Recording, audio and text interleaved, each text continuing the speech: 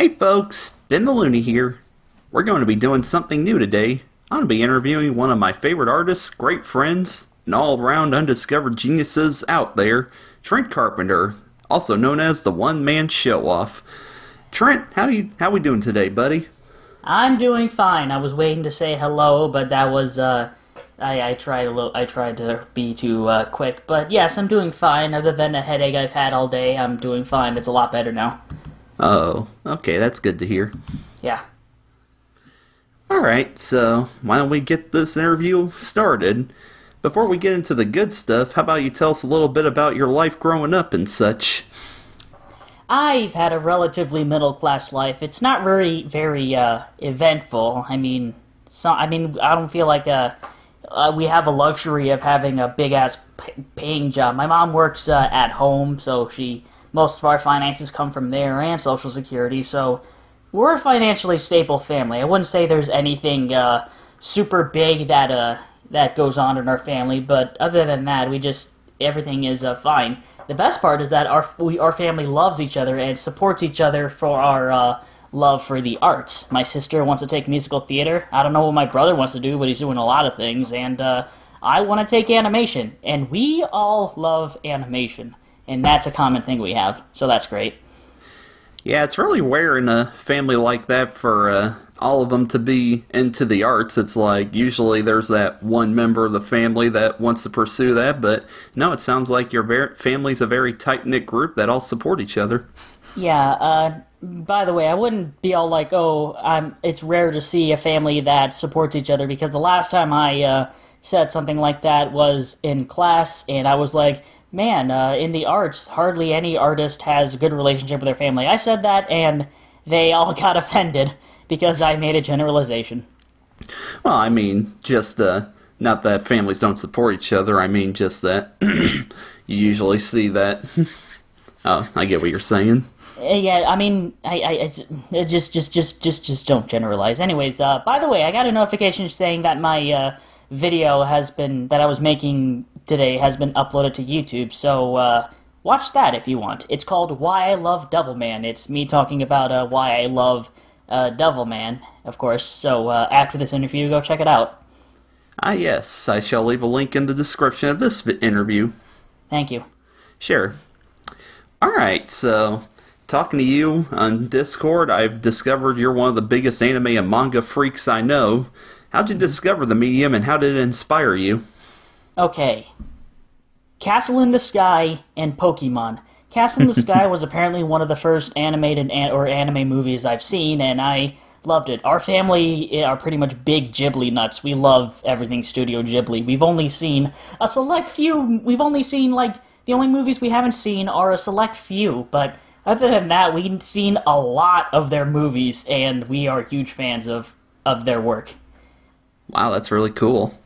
Yeah, but what's weird is that not many of their movies has been too influential for me. I mean, they're all masterpieces, most of them, but my influences seem to more come from action Shonen Jump that is very, I don't know, I mean, I wouldn't say Dragon Ball Z. I could say One Piece, but it's more in the style of the works of Go Nagai, because that guy, he creates stuff that's memorable and crazy, and it just grabs my eye, because it's nothing like anything I've ever seen before. It's very unconventional. It's not your typical main character, which I love seeing. I love stories that are not, where the main character is just not a mopey, feeling sorry for himself kind of person. I love main characters that are very confident, cocky, and very and love what they do.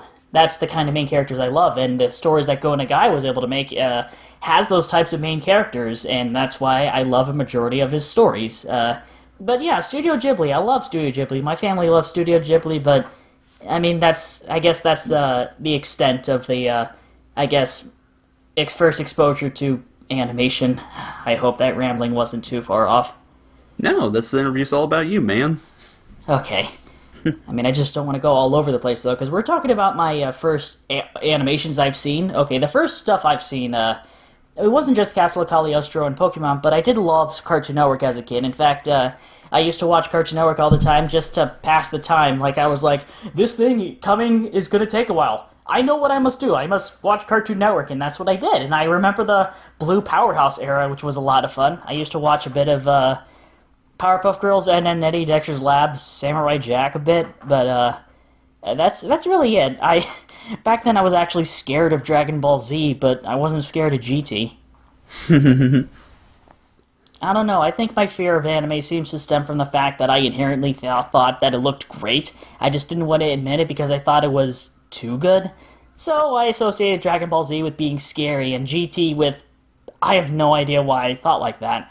But that didn't stop me and my dad staying up all night watching Adult Swim. We used to watch Trigun, Cowboy Bebop, and that's it. Wow. I recall some anime, like there's this one called Kakaider, which is made by the same dude who made Cyborg 009. Maybe, I don't know, but it looks like it was in the style of Cyborg 009, and it was pretty fascinating about a android who's got amnesia, and don't worry, it's not a Shadow the Hedgehog. But, like, yeah, me and my dad used to watch Adult Swim a lot all the time, so much that we used to watch Cowboy Bebop a lot that my dad brought home the Cowboy Bebop movie, and it scared me because of how violent it was. Never mind the fact that the show itself was violent. I don't know, maybe I haven't seen the episodes that had the violence. No, I mean, okay, no, going fine. back to... I'm sorry. I ended my Adult Swim... ended my whole first exposure to animation at just Adult Swim. Let me just try to finish it up. I mean, throughout my life, I've been somehow gravitating towards anime that's not very well known. Stuff like Kinnikuman, Ikitosen. I was so into the likes of Kinnikuman and Ikitosen because not many people know about them. For some reason, I've been so interested in mediums and cartoons and anime that is very underrated. Call me a hipster if you want, but that's how it is. I just like stuff that not many people talk about. I guess because there's still a lot to experience for me, because I could just go in and see it, because if something is overrated, I could just have a person tell me what's what, and what's the point of even watching it anymore? That's a weird idea, but that's how I usually go with underrated stuff. I love underrated stuff, and that underrated stuff led me to discover the likes of Mazen Kaiser, an OVA that I initially discovered because of that one beach episode where this one character is wearing a goddamn slingshot bikini, and it was so hot and so sexy and so well animated, and it was And then I discovered that Mazen Kaiser was a sequel to Mazinger Z, which was one of the first ever mecha series created by Go Nagai, and then that led me to discover his stuff, and his stuff is amazing. Anyway, okay, somewhere online, I would have to thank the Anime Hero for having me discover a lot of my influences and underrated stuff, because he knows a lot of obscure anime stuff. I ran into him because I was, I guess, looking up Kinnikuman reboot, because I felt like Kinnikuman is in turn for an anime reboot or something, and then I found a video series he did where he talked about how it's possible for Kinnikuman to get a reboot, and that's how I was able to come across a lot of the works by Go Nagai that this Anime Hero talked about. So please, guys, check this reviewer out. He's wonderful, and I was able finally to talk with him, but it's pretty hard to communicate with him because most of the time, because he lives like at the bottom, he lives around Mexico, Texas, so it's going to be hard for me to, talk with him at the right time. What's even harder is that he's got a friend who's reviews stuff in the same style as him. He's like this super manly dude called Mr. Falcon Punch 996. He's a really fun reviewer. The only problem, he literally lives in Israel, so the time is just, it's really tricky, but yeah, those two are what helped me shape my tastes in obscure anime. And also, I like being that guy that, I like being that one dude that has all the interesting facts that ought to hopefully help change someone's perspective. I want to be that guy that, he's all like, hey, did you know about this or that? I want to be that guy that has all the neato facts, the fun facts, that the dude that knows a bunch of insignificant stuff that people will go, huh. It's like, no matter what, I want to cause an impact. Wow, okay. I'm done. So, no, you're fine. I'm sorry. So, would you say that Go Nagai was what got you into animation and drawing, or was it something else? I've always loved animation. What got me into drawing was Adventure Time because it was so simple to draw. And then I think Steven Universe is what also helps me draw better because it's a much more detailed Adventure Time. And then And then I saw Go Nagai's work, and it's like, wow, I love that exaggerated, cartoony, over-the-top style that inspired Trigger Animation, so I've been trying to emulate that style. Also, I've been seeing the styles of my friends and artists I follow, and I've been trying to emulate them, and I've been having somewhat of a success. Also, there's OKKO, there's Loud House, Star vs. The Forces of Evil. Those are 3 current shows that are influencing me as an artist. Lovely. So you got into drawing and around teenage years-ish? Okay. Yeah. I don't even know how it happened. I think... Oh my god. I should have said this from the start, but one of my first ever drawings was based around the fact that I didn't want to do my homework, so I ripped off the story of the Gingerbread Man, and I made it about the homework sheet that ran away, and I made the main villain of the entire story Homework Go, a villain that does not make you do homework. And he was ripped off from a Kids Next Door knockoff robot thing. You remember that episode of the Kids Next Door where that baby executive tried to make the Kids Next Door more kid-friendly and stop a robot that makes you not do homework? I didn't watch that show too much. Oh, because that's where I stole the idea of Homework Go to be an actual villain. And somehow I kept on making stories that snowballed into me saving my mom from Satan, and then I kill Satan with a light sword. And then the homework sheet dies or comes back to life, or I don't know. So I just got to drawing because I didn't want to do homework, and then I became obsessed with SpongeBob. A little too obsessed with SpongeBob. Like every... but did you ever make SpongeBob fight Satan? No, I did not. Did you ever make SpongeBob get in a Yu-Gi-Oh! Duel with Seto Kaiba? I did not. Did you ever, excuse me, that wasn't a sneeze. That wasn't a sneeze. I'm disgusting. Anyway, I made SpongeBob become like a... Okay, for those people out there, the kind of crossovers I would make in my head were insane, where I would make SpongeBob the ultimate hero to fight Darth Vader and Slade from Teen Titans, and for some reason, I shipped him with Ami and Yumi. I don't know, because I thought they were cute at the time. Sounds like my kind of man. I suppose the only difference is that you ship yourself with Ami and Yumi, not a sponge, voiced by Tom Kenny. What is it about SpongeBob that gets all the ladies? Why is he such a hunk? I don't know. He has 2 episodes where he has one episode where he imagines him all jacked up, and then in a recent episode he just becomes jacked up. Yep. He's such a jacked up, cracked up. I fucking love the SpongeBob movie game. It was so much fun, and I guess my love for that game also maybe wanted me to cross over with SpongeBob. No, I wanted SpongeBob to cross over with Sonic because I was also a Sonic nut back then. And yes, I did recolors. Though, it's weird, the stuff I made back then was not too cringy. The most cringiest I've ever made was a YouTube poop rant. That fucking Froggy with Fries, you know that artist? No. Froggy with Fries, he's a artist online that is kind of well known. He did a YouTube poop of my YouTube poop rant that he burned in a DVD lately. So, that's nice. Like I said... The guy hardly talks with me anymore, but I guess sometimes he talks with me every now and then. Like this one time he was on a stream and he decided to call me and we had a silly talk. What were you going to say? Like I said, folks, Trent is a very creative man.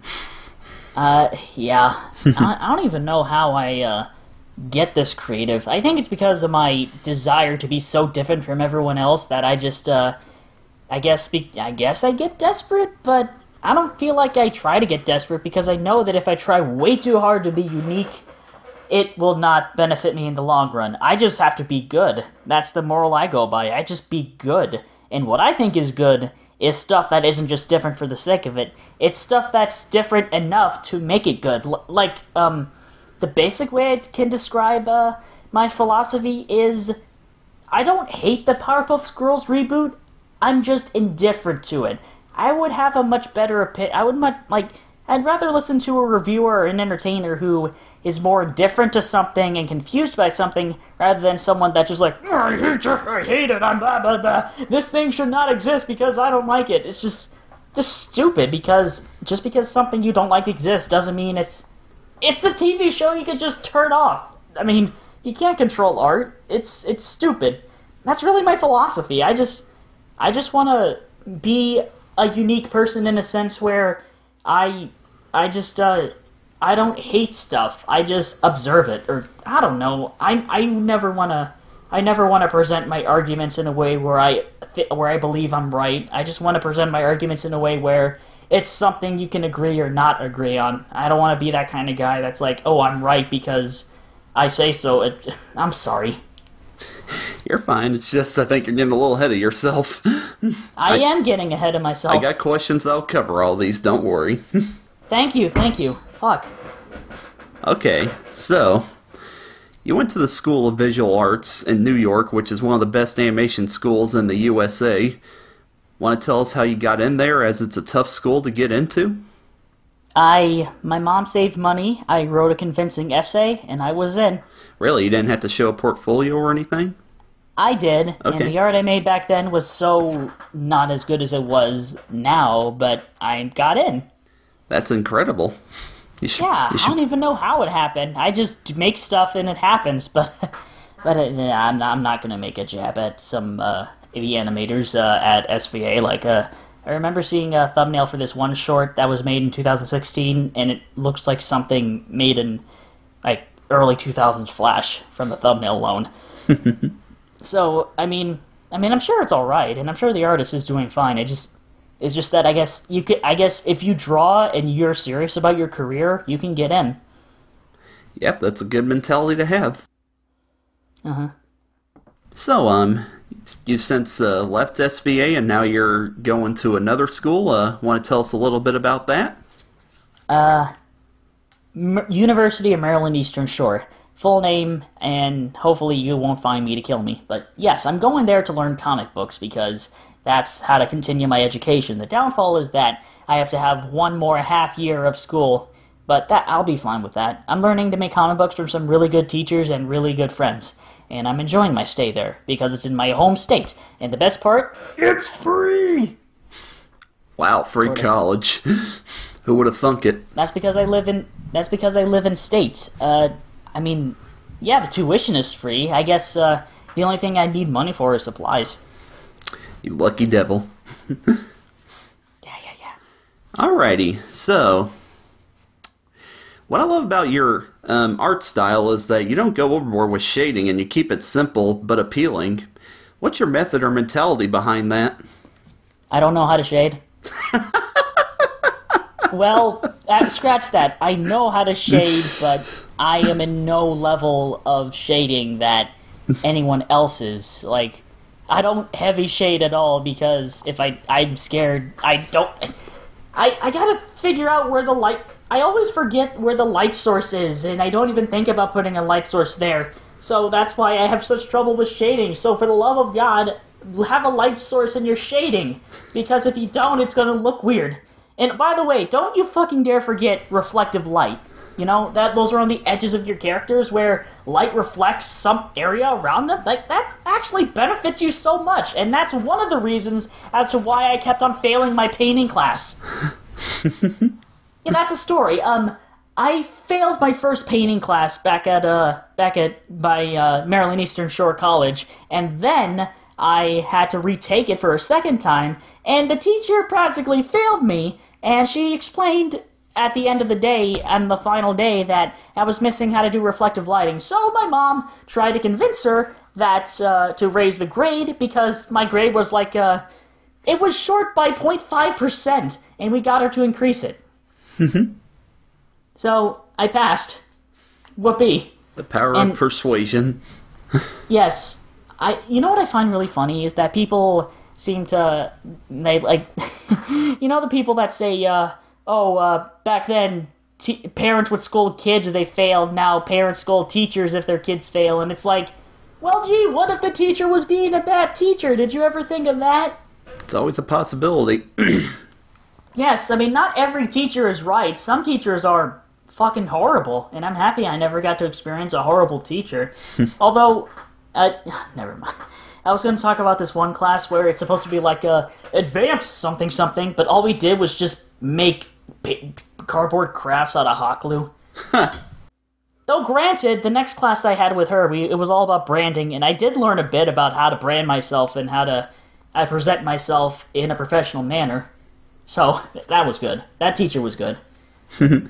Well, you gave me some advice earlier. I think I'll give you advice.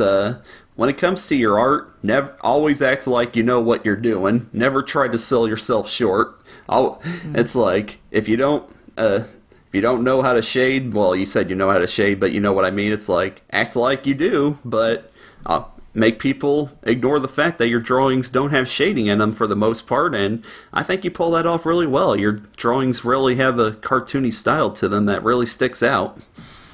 Thank you. I'm not even trying to shit on myself. I'm just being blunt with myself. There's a difference between I'm not that great and I fucking suck. I don't say I fucking suck. I say I'm not that great. And when I say I'm not that great, I feel like that would help me get better because it is actually legitimate and it's not hypersensualized to prove a point, but it doesn't prove a point. It just makes yourself sound so very silly.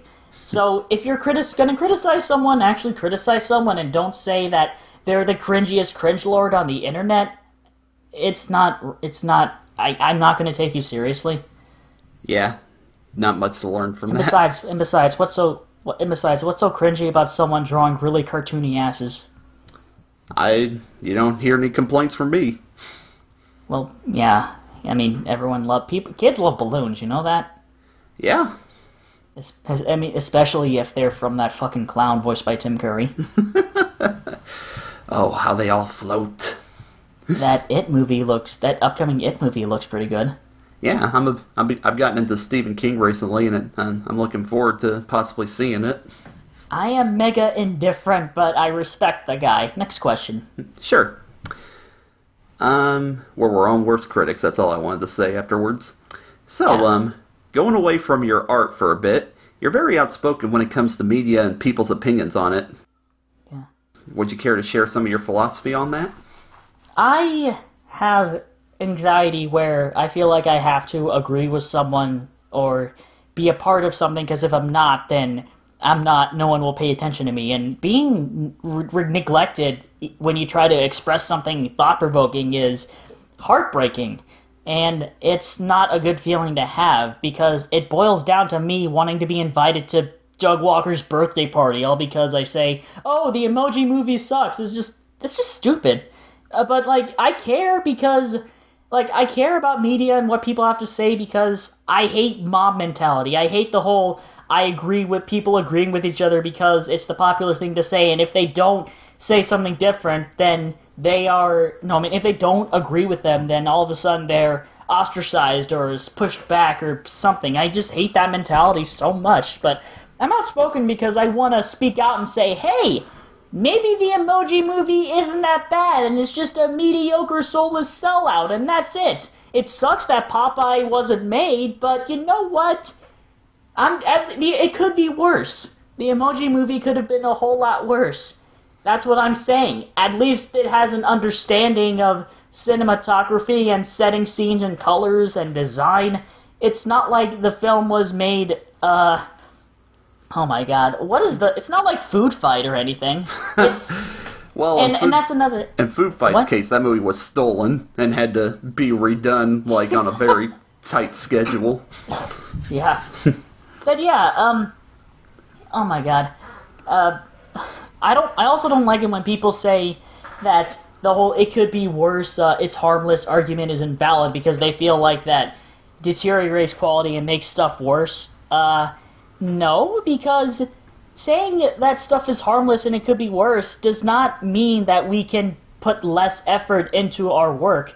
That means we can have a standard to approach, and being good enough is good enough. Not every film has to be a fucking masterpiece. I don't care if Illumination makes stuff for money. They are competent. And that is the most you can say about a studio that you see in the big-ass movie theater. Just don't tell people they're wrong for thinking the Minions are funny. I'm sorry for yelling. I just hate this whole with us or against us mentality people have, and I want people to know it's okay to think for yourself, and just because you're not a popular opinion doesn't mean, like... I mean, my philosophy is that I want people to just think for themselves and not try to guilt trip others into agreeing with them, and I don't want them to think that a bad movie means morally bad, like segregation bad or Nazi symbolism bad, Nazi propaganda bad. It's just a character farting is not equal to some person goose-stepping. I don't know. Rock on, man. I agree with you. I always say that if everything out there was a masterpiece, then nothing would stick out. It's like it's good to have the stuff of lesser quality out there to make the stuff that's fantastic all the more fantastic.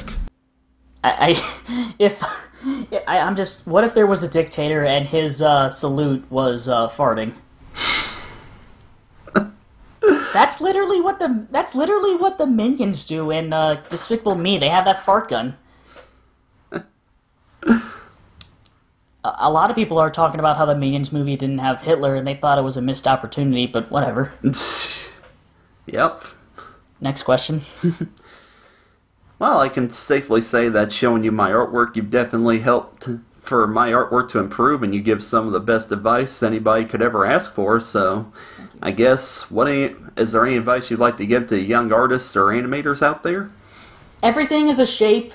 Just add detail to it. That's what Gendy Tortellini said, Mr. Samurai Popeye Jack, and Dexter's Laboratory. That dude, shapes certainly help you define details, because here's another thing. Structure is different from anatomy, because when you're learning about the human anatomy, there's a lot of different stuff to consider. It's not just a bunch of shapes, it's how these joints and shapes connect to each other. But when you're simplifying everything as a shape, that can help you draw stuff that's appealing. Like, that's the gist of everything here. You gotta make stuff appealing and believable and make it look like that the body is able to move on its own. Because if you draw something like super duper stiff and none of the joints look like they match up or move with each other, that's gonna look bizarre and weird. So don't worry about being realistic, because like what's important is that you make a structure of a body make sense.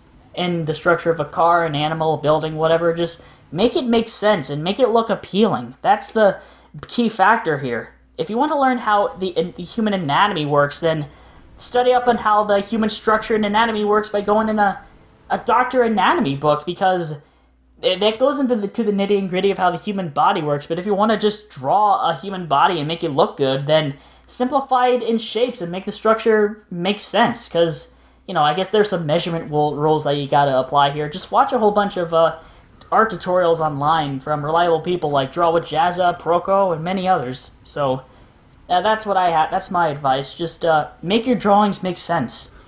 Yeah, so in other words, would you agree that exaggeration is the key to making drawings appealing, because you can do stuff you can't do in real life? Yes, as long as the exaggeration doesn't look like the characters are breaking their bones or something, like with perspective exaggeration and stuff. I feel like that stuff is a lot more appealing than just... oh my god. I'm trying to think of a source where they exaggerated the human body, and no, wait, it's coming to me. There are these yaoi manga where apparently the characters have gargantuan... Oh, I was moving my hand and I moved around my MacBook and it slammed, but as I was saying... there's this yaoi manga where the hands are gargantuan, the arms are gargantuan, the heads are big, and they make no sense, and it's just so weird and bizarre. It's exaggerated, but it doesn't make sense. So I think exaggeration works if you can try to have it make sense in the style of your drawing that you're going for, or you just want to give something a fancy angle and make something silly. So just I guess exaggeration can also work in a narrative standpoint, but you gotta make it work in a narrative standpoint. You can't just exaggerate because you feel like it. You gotta give it a good reason for exaggeration. So in other words, believability and realism are two different things. Yeah. You can't exaggerate because you feel like it. You gotta do it to affect the story or the mood. Words of wisdom. I don't know, those Mickey cartoons are great at exaggerating, and Eddie is good at exaggerating. I feel like Ren and Stimpy is good at exaggerating, not just you, Ben, but everyone watching. Uh-huh. Yeah, so just make your work believable, and don't worry about being anatomically correct. Just make it look like the body can function. Uh-huh. I mean, just look at cartoons on now, for example. It's like Steven Universe and Lincoln Loud. They don't even have necks, but the characters still look appealing. Lincoln Loud is the cutest spoon to ever be spooned by, I don't know, one of his sisters.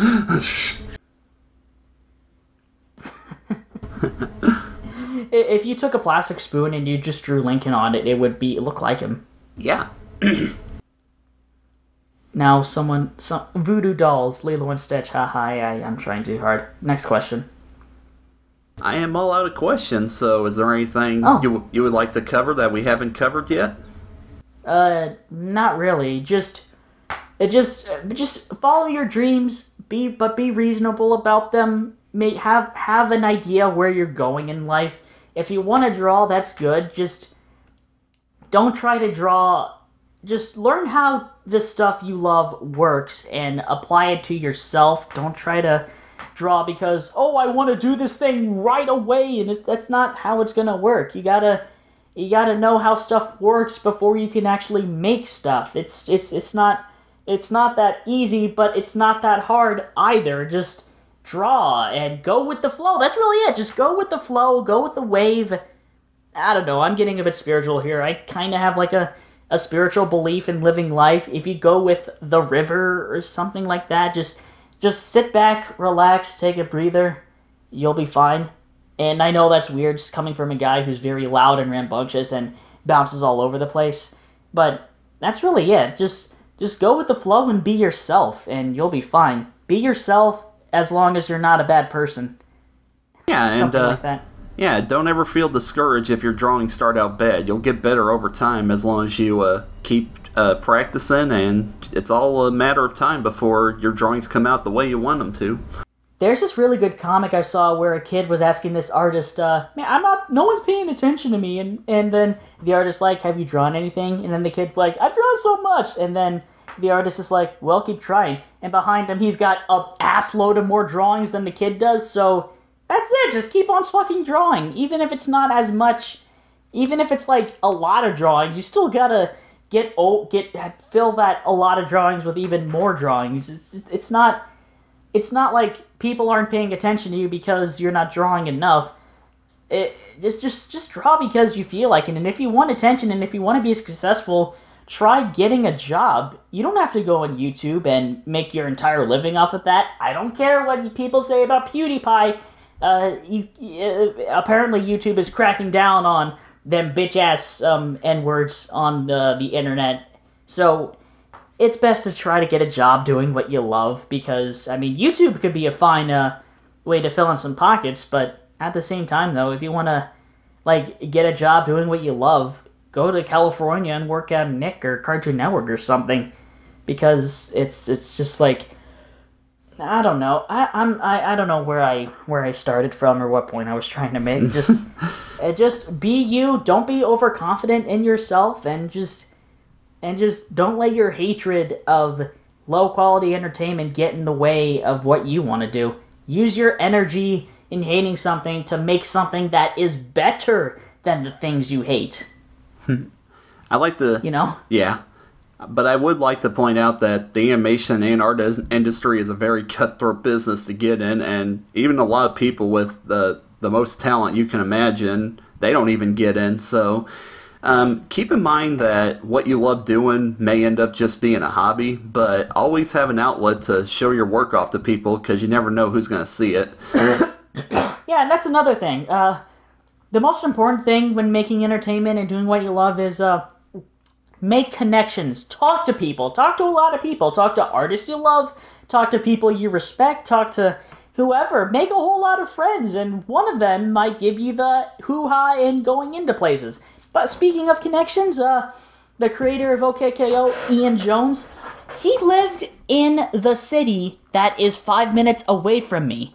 So he lived in my town, around my town. So, I mean, that's like one up level for me. Like Ocean City, like Beach City in Steven Universe is based off of Ocean City, so that is amazing. But my point is, it's a small world after all, and if you want to talk to people, just find ways to talk to people and make connections, and maybe you can work with each other on stuff. Talking to people is easy. Try to work on your anxiety about talking to people, and if you really are truly serious about doing what you love, just talk to people about collaboration, because sometimes not every project is a one-man show, contrary to my name. I just think it's clever. Just make connections.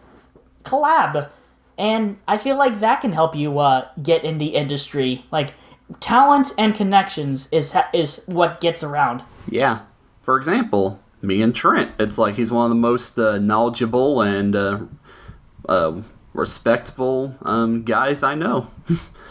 Good. Yeah. And I hope you and me collab on that fucking what was that anime shorts you did with the dog? Oh, Daisy and Dexter. Yeah. I have a short film about a dog OC I had, and I'm thinking it'd be kind of neat if Dexter would befriended him somehow, and we could have like some sort of interest. I mean, I hope we collab on that. That'd be a lot of fun. I mean, if we ever have time, sure, but let's not make promises we can't keep. Basically. Yeah. That's another thing I'd like to point out. It's like, if you're trying to make it big in the animation industry, like, independently, try not to get your followers' hopes up, because it's a very, very hard thing to do, and yeah, you'll soon realize that you can't do it alone, or it just probably will be too ambitious for you to handle. Like me. And to top it all off, there are sometimes cases where people just lose motivation because they're like, "Hey, I'm working on this thing," and then people are like, "Yeah, that's awesome," and then they're like, "Yeah, I got all the people liking my stuff. I don't feel the need to work on it anymore." That's like a feeling that plagues people. And also, oh my god, I didn't know where else I was going with that. I forgot what you said.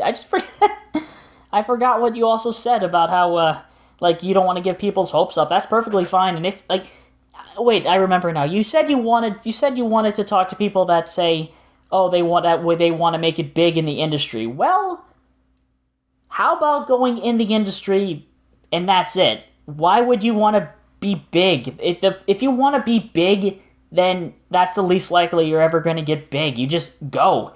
And maybe you'll get big. I don't know. It depends on what the audience likes. You can't just go in an industry and expect to make it big by just doing stuff. Just do stuff and do what you love. Don't do it to be famous. I don't know. Of course. Like, just making it in the industry is an accomplishment by itself. So, yeah. Just be happy about that. You get to work on stuff that's going to be seen by millions of people, and you're going to meet a whole lot of new friends for life. Also, I don't think befriending Rebecca Sugar is going to get you far in the industry. Befriending her would be great, but I don't feel like just you and her are going to make the ultimate show to end all shows. If you want to make a good show, just make it. And also, there are a bazillion people working in the industry that also have their own ideas, so if you befriend them, that'd be great.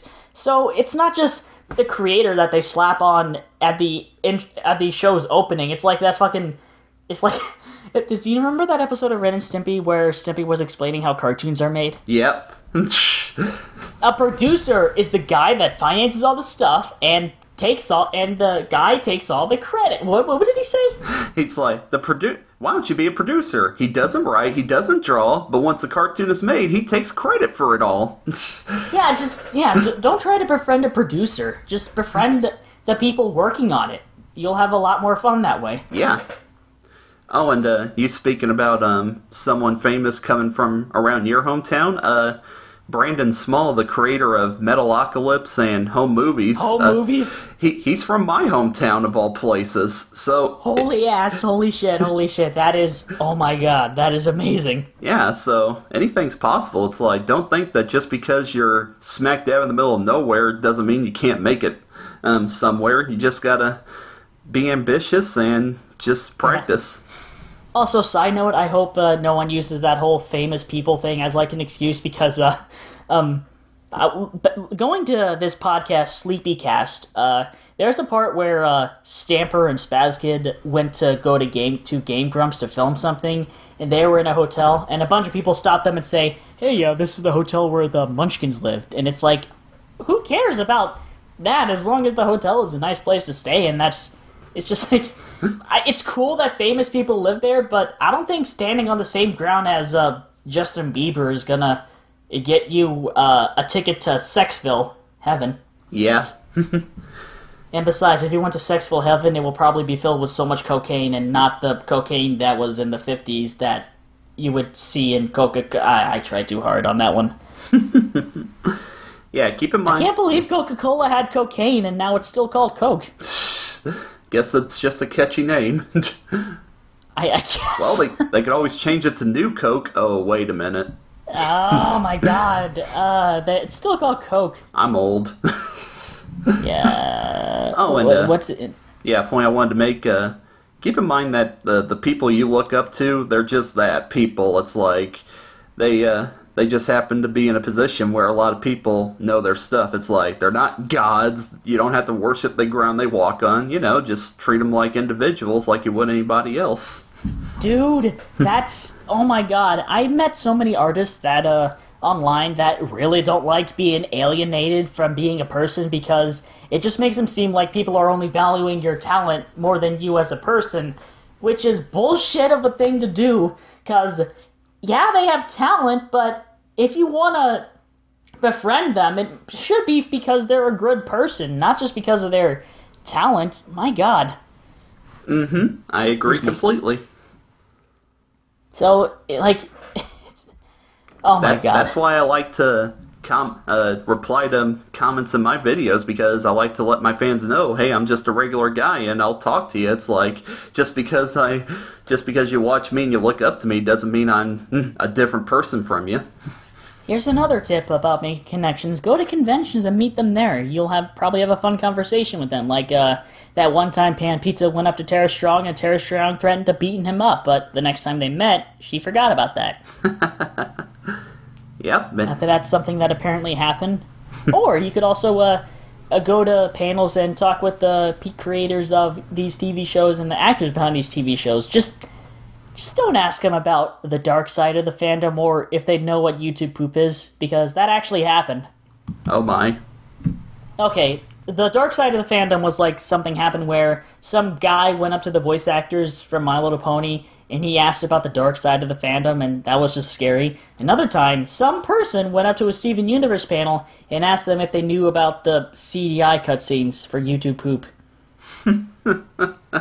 So, but that literally has nothing to do with Steven Universe, so why is that even a thing? Yeah.